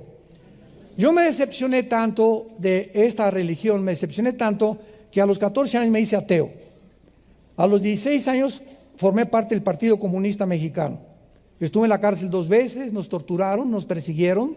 Estudié la dialéctica materialista, estudié a Engels, a Marx, a todos. Tenía la foto del Che Guevara arriba de mi casa, hasta que mi hermano Alejandro, que fue el que me llevó a Cristo, me mostró, ¿verdad?, que no era una religión. Yo no quería saber de ninguna religión. Le dije, todas las religiones son mentirosas, nadie se pone de acuerdo. Uno dice que los hindúes, otros que los mormones, otro que los musulmanes, que el Islam, otro que los católicos, otro que los protestantes. ¿Quién tiene la razón? Y mi hermano me dijo, nadie la tiene la razón, créele a Jesús. Te vengo a presentar un hombre que murió en una cruz, fue enterrado y resucitado a los 3 días. Créele a él. Fue el mensaje que le dio a la mujer samaritana. Mis padres adoraron este monte. Ustedes los judíos dicen que en Jerusalén. Jesús dijo, créeme, a él créele. Créele a Jesús, él tiene la verdad. Y esta verdad se encuentra en las Sagradas Escrituras. En el año 526 se introduce la extrema unción. En otras palabras, la administración de los óleos, que si tú estás muriendo y llega un cura o un padre, como le llaman, y te pone los santos óleos, ya no te vas al infierno, te vas al purgatorio. En el año 593 se introduce el purgatorio, que es un lugar temporal para expiar los pecados. Pero si tú tienes dinero y se murió tu compadre, y a lo mejor fue borracho, parrandero y jugador, y tu compadre está en el purgatorio, y tú pagas misas gregorianas, las tienes que pagar, le sacan 2000 años de purgatorio a tu compadre. Nos reímos ahora, ¿verdad? Y continúan estas doctrinas, estas herejías, continúan vigentes. Vean ustedes qué mensaje tenemos para arrebatarlas del fuego a tantas almas que con tanta ignorancia pertenecen a una religión abominable.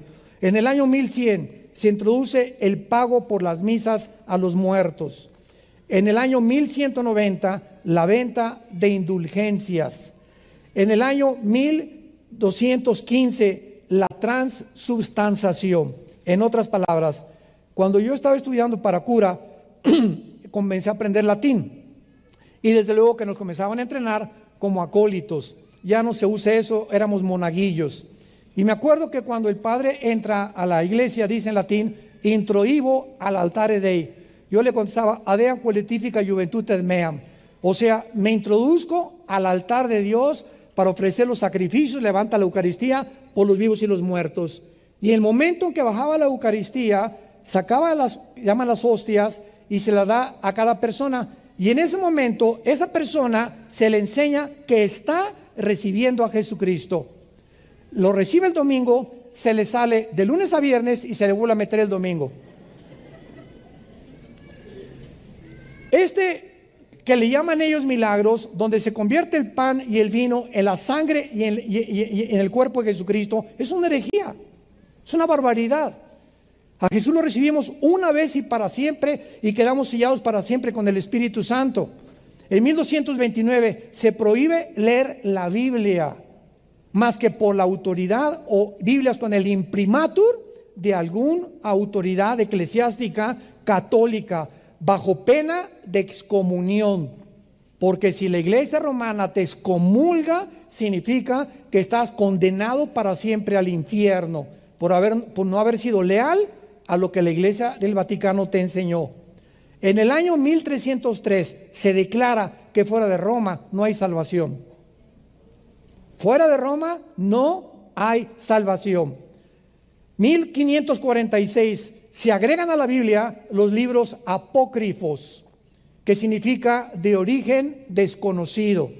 Entonces, si tú compras una Biblia católica y le quieres testificar a un católico, no hay ningún problema, porque tienen Timoteo, tienen Juan, etcétera, etcétera. Tiene la suficiente luz para mostrarles el camino a Cristo, pero tienen agregados Tobías, Sabiduría, Primera y Segunda de Macabeos, que son históricos, etcétera, etcétera, que no están considerados cuando se cierra el canon de las Sagradas Escrituras en el primer siglo de la época cristiana. En 1634 se promulga el proceso de la canonización, o sea, solo el Papa puede decir quién es y quién no es santo. En otras palabras, se muere San Clodomiro, y entonces después de que muera San Clodomiro o la Madre Teresa o cualquier persona, se investiga si han hecho milagros. Y si hay algún milagro que se pueda testificar que la mayoría son falsos, entonces la Iglesia Católica declara que esa persona se le canoniza o se le beatifica, se le nombra santo y forma parte de los santos de la Iglesia de Roma. Si tú lees todas las cartas del Nuevo Testamento, Filipenses, Gálatas, Colosenses, 1 Timoteo, comienzan a los santos de Filipos, a los santos de Corinto, a los santos de Efesio. En la Biblia ya se nos llama, y está en la Biblia católica, se nos llama santos en vida. Porque la palabra santo viene del hebreo, viene agios, y de la palabra kadosh en el hebreo, que significa separado. No significa que seamos buenos. Ay, sí, muy santito, ¿verdad? Y cree que la palabra santo es que ya seamos muy buenos, y no lo somos. Somos pecadores perdonados nada más, pero somos apartados para el servicio de Dios. Es lo que significa la palabra santo. Qué barbaridad que la Iglesia dictamine quién es santo y quién no es santo. 1860 se declara que el Papa, cuando habla, es infalible. Esto significa que el Papa no comete errores en sus encíclicas, y que cuando él habla es Dios hablando a través de él. Y sin embargo, el Papa que viene después del otro Papa dice lo contrario a lo que el antiguo Papa dio. Y la pregunta es, ¿quién de los papas decía la verdad? Qué increíble, ¿verdad? Todo esto, seguimos una línea lógica elemental y decimos, ¿cómo es posible que yo haya llegado a creer eso? Y eso es lo que crecimos casi todos en Latinoamérica. 1965 se declara María la madre de la Iglesia y la madre de Dios. Es que si Jesús es Dios, sí, pues María es su madre. ¿Sabes una cosa? María es madre del Hijo de Dios, de la humanidad de Dios, de Jesucristo. Jesucristo era 100% humano y 100% divino. Entonces María fue en su vientre el que pudo albergar a esa célula, ¿verdad?, donde creció Jesucristo. Pero Dios no puede tener mamá porque sería diosa por el amor de Dios. Esto en filosofía sería completamente insostenible. ¿Cómo que una mujer puede ser la mamá de Dios? En el año 2000, Juan Pablo II, tu padrino,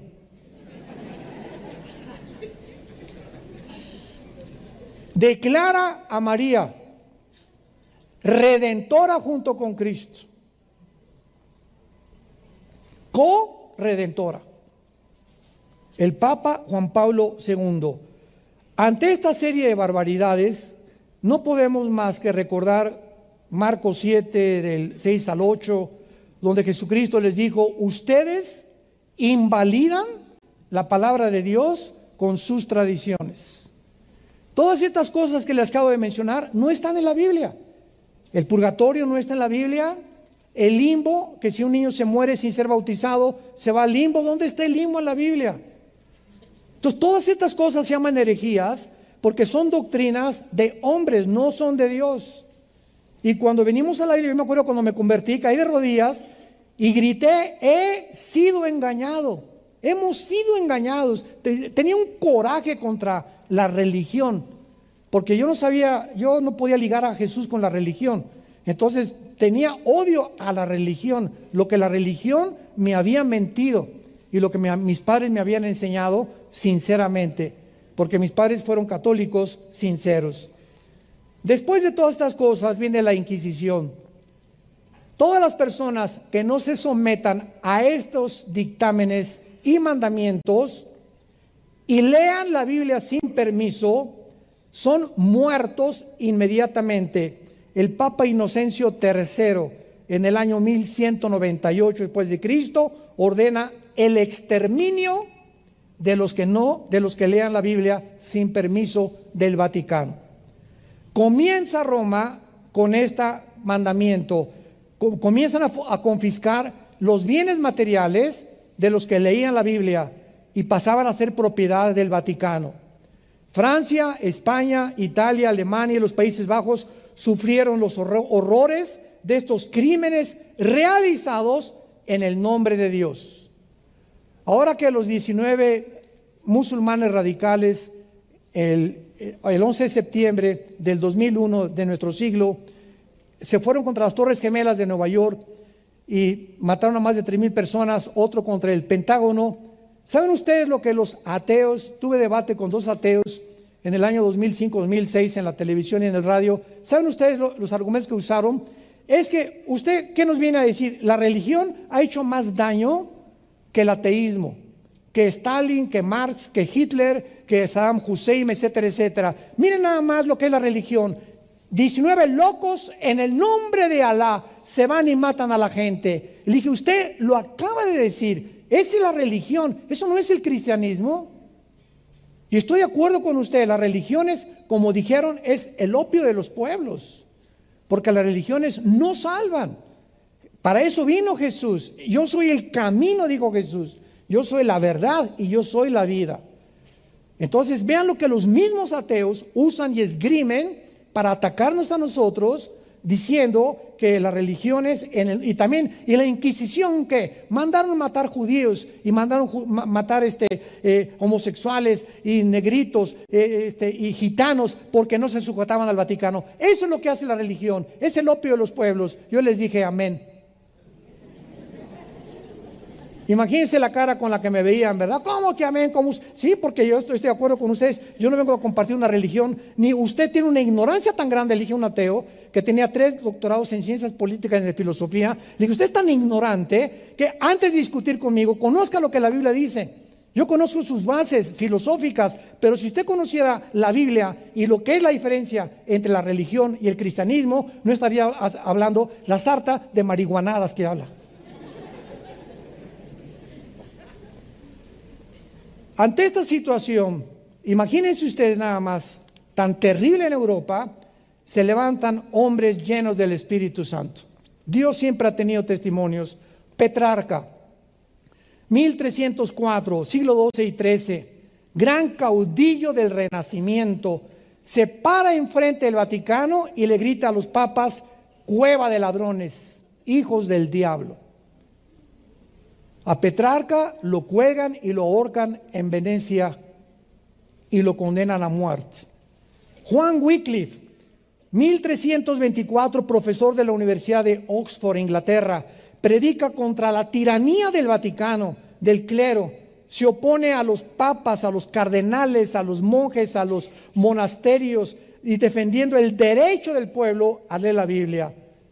Juan Hus, 1415, rector de la Universidad de Praga, discípulo de Wycliffe, predicador intrépido, ataca los vicios de los papas. En aquel tiempo los papas eran homosexuales, los ordenaban a los 12 años, 3 o 4 papas matan a su familia. Dice, ¿cómo es posible que estos hombres se estén atreviendo a decir que son los representantes de Dios? Giacomo Savonarola, 1498 después de Cristo, originario de Florencia, Italia, denunciaba como un profeta hebreo el sensualismo, los vicios y los pecados del Vaticano. De forma milagrosa, la ciudad de Roma estuvo a punto de reformarse, pero el Papa Alejandro VI lo quiso callar, haciéndolo cardenal. Savonarola lo rechaza, lo ahorcan y lo queman en la Plaza Mayor de Florencia, 19 años antes que Martín Lutero publicara sus 95 tesis en Wittenberg, Alemania. Viene Martín Lutero y era un monje atormentado en un monasterio en Alemania. Encabeza la reforma que se llamó protestante, porque los que se oponían a Roma se les llamaba protestantes, porque protestaban contra el Papa. Nació en la ciudad de Eisleben, Alemania. Ingresa a la Universidad de Erfurt, 1501, y estudia leyes, se recibe como abogado. En 1505 ingresa a un monasterio y en 1508 leyendo el libro de Romanos, a escondidas. Nadie sabe cómo apareció Lutero con este Nuevo Testamento. Descubre que la salvación no es por obras, no es por el cardenal, no es por el papa, no es por los santos, no es por nadie, sino por la fe en lo que Cristo hizo en una cruz. Él comienza a descubrir que no son los sacramentos, ni las peregrinaciones, ni los sacrificios a la villa, ni las indulgencias, ni las buenas obras, lo que el Papa y el Vaticano imponía al pueblo. El Papa Sixto IV, 1476, había aplicado las indulgencias, o sea, pagar por disminuir los dolores en el purgatorio. Entonces citan en 1517 a Martín Lutero, y comienza Martín Lutero a horrorizarse, y en 1517 va y cuelga en la puerta principal de la catedral de Wittenberg las 95 tesis. Esto dice Roma, esto dice la Biblia. La mayor parte de los papas, imagínense, ahora sí que le echó gasolina al alacranero, y en 1520 el Papa León X lo excomulga y le ordena que bajo pena de muerte se retracte en 60 días. Lutero quema públicamente esta bula papal en 1520, y entonces Carlos V le llama a Lutero, el emperador del Sacro Imperio Romano, Alemania, Austria y España y Países Bajos, para que se presentara a la dieta de Worms. Y entonces ahí están todos los cardenales, y ahí está el Papa, y llega Lutero con la Biblia en la mano. Y antes de entrar les dice Lutero a todos: cualquiera de ustedes que me demuestre con este libro que yo estoy mal, me retracto. Todos, hubo un silencio sepulcral, nadie dijo pío, porque nadie pudo, ni siquiera leían la Biblia, imagínense nada más. Y entonces lo condenan a muerte, y Lutero tiene que escapar, y comienza a incendiarse Europa en lo que es la semilla de la Reforma protestante. Y entonces el Vaticano comienza a llamarles protestantes. Ahora se nos llama hermanos separados. Y después de todo esto, el cristianismo con la Reforma protestante que se levanta, y las estadísticas comienzan a subir. Tres siglos del cristianismo los echan al Coliseo, los queman a los cristianos, hacen antorchas vivas con ellas, los entierran en su orín, en su excremento, los hacen pegarse con muertos y con perros muertos para que ahí se mueran sin enterrarlos vivos. Después de todo lo que sufrieron, viene esta reforma ante tantos horrores y tantas herejías y tantos vicios de la religión, que la Reforma protestante comienza a incendiar Europa. Y entonces por primera vez viene la llegada del cristianismo, desgraciadamente, no a Tlacomulco, ni siquiera a México, ni a Guatemala, ni a El Salvador, ni a Nicaragua. El cristianismo llegan porque Inglaterra es la primera nación que se opone a todo lo que el Vaticano, se rebela contra el Vaticano, y los cristianos de Inglaterra emigran y desembarcan en el año 1605 en el puerto de Rhode Island, en el estado de Virginia, Estados Unidos de Norteamérica. Y cuando desembarcan, los que venían huyendo de la persecución del Vaticano llegan a América con nuestros primos del norte con la Biblia en la mano. Y ahí viene la historia y la serie de televisión de los peregrinos y los fundadores. Y entonces Estados Unidos de Norteamérica es la única nación después de Israel en el mundo y en la historia, la única nación que ha sido fundada con los principios de la Biblia. Y actualmente, si tú vas a un tribunal en Estados Unidos, el libro sobre el cual juras tiene que ser las Sagradas Escrituras. George Washington, el primer presidente de Estados Unidos, dijo: sin la Biblia no se puede gobernar ninguna nación. Y entonces comienzan después a llegar a Estados Unidos los bautistas, colonizando Rhode Island, Virginia, bajo el liderazgo de Roger Williams. Llegan en 1681 los cuáqueros al estado de Pensilvania, y todos estos grupos venían huyendo del Vaticano y de las matanzas por órdenes del Papa si leían la Biblia. Y comienza, después de esta inundación del Evangelio en Estados Unidos, las misiones mundiales, que ha sido el movimiento más importante de la historia del cristianismo, porque nos provee de historias de héroes de la fe, de abnegación, como las vidas de David Livingstone, Hudson Taylor, que llevó el evangelio a la China, Guillermo Carey a la India, Morrison, Moffat, hombres que llevaron y comenzaron Estados Unidos a expander el mensaje de este libro, y llegaron algunos a Centroamérica, América Latina, y casi el 65% de las iglesias construidas en América Latina fueron construidas por dinero de Estados Unidos. No del gobierno americano, no estamos hablando del gobierno, estamos hablando de los pastores. Y las universidades más importantes de Estados Unidos, escuchen, Harvard, Yale y todas las demás que se comenzaron a levantar en Estados Unidos, fueron fundadas, escuchen, por pastores. Harvard es fundada por pastores, Yale fundada por pastores para entrenar líderes. Y actualmente estas universidades son los bastiones más grandes del ateísmo, del agnosticismo, del humanismo, de todas las ismos que puedas mencionarme. ¿Por qué? Porque yo, aunque me dieran una beca para un hijo mío y mandarlo a Harvard, ni de chiste lo mandaba. Prefiero un hijo diablo, prefiero un hijo santo, bruto, que un diablo inteligente. Y hay padres, voy a mandar a mi hijo a Harvard y voy a mandar a Francia con el ateísmo francés y con la filosofía alemana que hay ahorita que prevalece en Europa, porque les van a robar todo aquello que nosotros les sembramos. ¿Qué pasó entonces cuando en Estados Unidos, después de este movimiento increíble, vino el inicio de la apostasía a mediados del siglo XIX? Casi en el siglo XIX, escúcheme con mucho cuidado, todas las organizaciones cristianas contaban con una rama en Estados Unidos de Norteamérica, y de las cuales eran la mayoría fundamentada en la sana doctrina, en otras palabras, apegadas a las verdades del cristianismo. A principios del siglo XX hubo pocos cambios, pero comenzaron Harvard, Yale, Princeton, fundadas por pastores, a mandar a sus maestros a Europa. Y en la década de los 30, 40 del siglo pasado, los seminarios cristianos de Estados Unidos comenzaron a ser infiltrados con la teología de la liberación y con otras teologías que voy a mencionar ahorita, y con hasta arrianismo, comenzaron a negar la deidad de Jesucristo, etcétera, etcétera. Y vino un debilitamiento tremendo en Estados Unidos.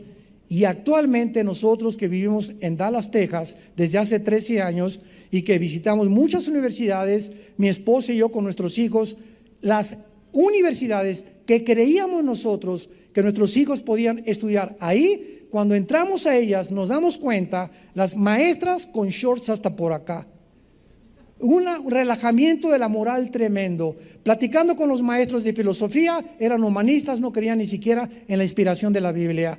4 universidades cristianas en Texas que mi esposa y yo visitamos, pudimos convencernos que habían apostatado. Y ahora así se encuentra la situación. Y quiero rápidamente mencionarles cuáles son los fundamentos de la palabra de Dios, la inspiración de la Biblia. Si tú crees que la Biblia es inspirada por Dios y que los originales son los inspirados por Dios. Por eso hay que la Biblia Nueva Versión Internacional, la Biblia Valera 1960, que es la que yo tengo, la de 1909, y todas las Biblias que encontramos nosotros. ¿Por qué varían? Simplemente porque el lenguaje varía. Y por ejemplo en México decimos qué padre sol. Imagínense en inglés what father son.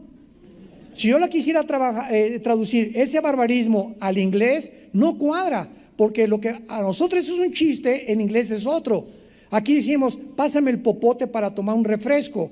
En Guatemala, pásame la pajilla. En Colombia, pásame el cervatillo. Y así varía. Por eso cuando me preguntaron cuántos idiomas hablaba yo, les dije que hablaba 5 idiomas.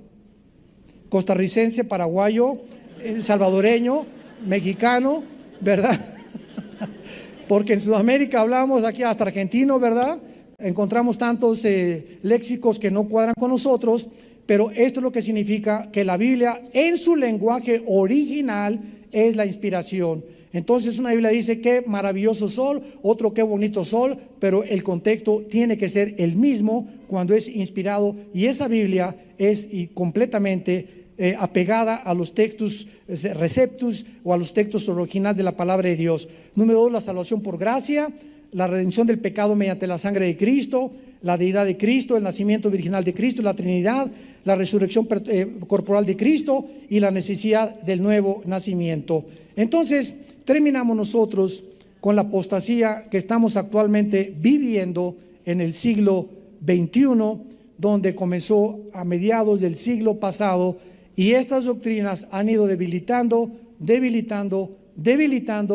el contexto y el canon de las Sagradas Escrituras. La teología de la liberación, 1960-1970, la filosofía socialista y la apostasía teológica se mezclaron en los 60s, cuando comenzó a enseñarse que el cristianismo debería convertirse en la justicia social, en un evangelio social. En otras palabras, las enseñanzas de Roma de que el problema es la pobreza y que para ser espiritual se necesita vivir en una cámara de piedra o meterte en un convento o meterte en un lugar y aislarte del mundo, eso fue lo que hizo que la gente creyera que eso es lo espiritual. Yo recuerdo una vez en la Guatemala antigua me invitaron a un convento de monjitas, me encantan las monjitas, y me preguntó la madre superiora, me dijeron, oiga hermano, quiero que la madre superiora aquí habla con usted. Le dije, sí, con mucho gusto, feliz de la vida que voy al convento a visitarlas. Y me preguntó que cómo se recibía el Espíritu Santo. Y entonces les dije, tenía como 8 monjitas detrás de ella, sentadas en su escritorio, todas muy lindas, ¿verdad? Así, con caras muy bonitas todas. Y les dije, ¿qué hacen aquí? ¿Cómo que qué hacemos aquí? ¿Qué hacen aquí encerradas? ¿Por qué? Porque el mandato es Mateo 28, ir a predicar el Evangelio. Ustedes han sido engañadas. ¿Cómo van a ganar a la gente? Encerradas en un convento.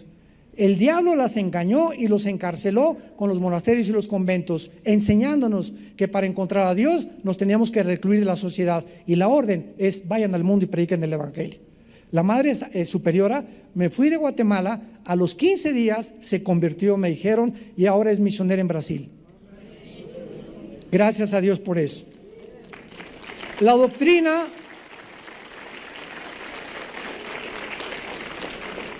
la iglesia tiene una obligación que es el evangelismo, el discipulado y las misiones. La iglesia no es una organización de beneficencia pública. La iglesia no está para poder satisfacerle a los pobres sus necesidades. Dice en Gálatas 6:10, a los que son cristianos, hazles mayores favores, porque se lo haces al pobre, se lo haces a Dios. Pero la iglesia tiene la obligación de predicar, discipular y mandar misioneros. Y cuando la iglesia se involucra en obras sociales, en prioridad a la evangelización y al discipulado, ha abandonado la doctrina de la palabra de Dios. Este es uno de los errores más grandes que actualmente se están calificando con la terminología de la justicia social. En segundo lugar, entró la doctrina de la prosperidad. Los católicos enseñan que para ser pobre eres espiritual, válgame Dios, y ahora entra el cristianismo que para ser espiritual tienes que ser rico. Y comienza a propagarse por la televisión y por diferentes medios la famosa teología de la prosperidad. En otras palabras, que Dios quiere bendecir a sus hijos. Y si no tienes 500 personas en tu iglesia, y si no es una iglesia con candeleros franceses y con alfombras persas, y si no tienes aire acondicionado, tú no eres un pastor de éxito. Porque las mega iglesias que tienen esto hacen competencia con los que no están, y los que tienen mega iglesia son realmente los que son bendecidos por Dios. Dios mío, Apocalipsis 2:9, la iglesia de Esmirna, tú eres pobre, pero no eres pobre, eres rico. Y cuando enseñamos que para ser espiritual no puedes ser pobre, nos damos cuenta que es un evangelio antibíblico. Nunca escuchen esto, jamás acabaremos con la pobreza, ni con las injusticias sociales, ni con las guerras, hasta que Cristo regrese. Así que el cristiano no es pacifista en el sentido de hacer desfiles y vamos a orar por la paz y que no haya guerra. Esto es antibíblico. Estas manifestaciones de pacifismo enarbolando el cristianismo están completamente equivocados. En tercer lugar, la infiltración del misticismo en los 70s con el famoso revolución del carismatismo. ¿Qué comenzó a pasar? Se comenzó a enseñar que se debía sentir al Espíritu Santo, con señales, movimientos, caídas, para estar seguro de tenerlo. Y se comenzó a enseñar la nueva unción. Vengan a recibir la nueva unción. Hemos hablado bastante de esto en la mañana, que es una sola unción cuando recibimos a Cristo como el Salvador. Ya no hay 2 o 3 unciones, hay llenuras, pero no nuevas unciones. Y se comenzó a enseñar que es mejor no hablar de doctrina, ni tampoco se necesita teología, porque las doctrinas dividen. Y se comenzó a enseñar al pueblo que deberíamos buscar experiencias místicas. Yo recuerdo que fui a una iglesia donde pasé y uno de los dirigentes así me puso una de esa y me quería tumbar. Y lo agarré la corbata y le dije, a mí no me tumbas, le dije. A mí no es el Espíritu Santo. Tú eres el que me estás tumbando, no el Espíritu Santo. Y había iglesias donde comenzaban a tumbar a la gente y ponían atrás catchers que los cacharan. Le dije, si el Espíritu Santo te tumba, ¿tú crees que te quiere descalabrar? ¿Tú crees que te vayas contra una así y que te va a romper la cabeza? Si es del Espíritu Santo, déjalo. No, el Espíritu Santo no quiere matar a ninguna persona. No es que tiene que haber atrás alguien que los cache. Que cayó polvito de oro del cielo, lenguas, risa santa, vómito santo, chicles santos, bautismo con mangueras santos, ladridos de perros santos, rugidos santos, trapos ungidos. A mi casa y a la casa de ustedes llegaban sobres de predicadores que si yo le venía una mancha de aceite que venía ungido ese sobre, y si yo mandaba $100, me protegían durante 10 meses de las maldiciones del diablo. Increíble, y la gente lo hace y lo sigue creyendo. Y finalmente cobrar por predicar y el ecumenismo. Desde 1985-90 comenzaron los predicadores a imponer un salario para predicar.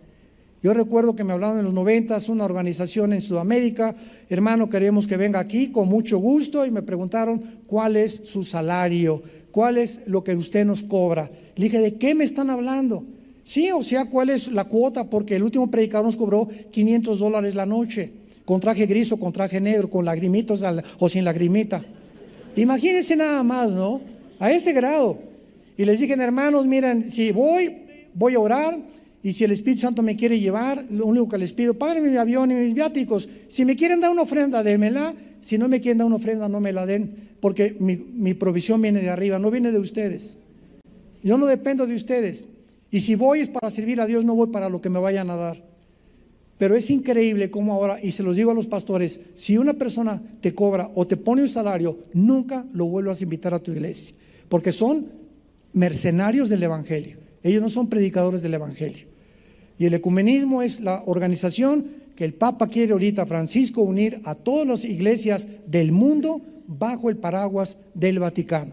Y miles de pastores están yendo al Vaticano a hincarse delante del Papa. Pastores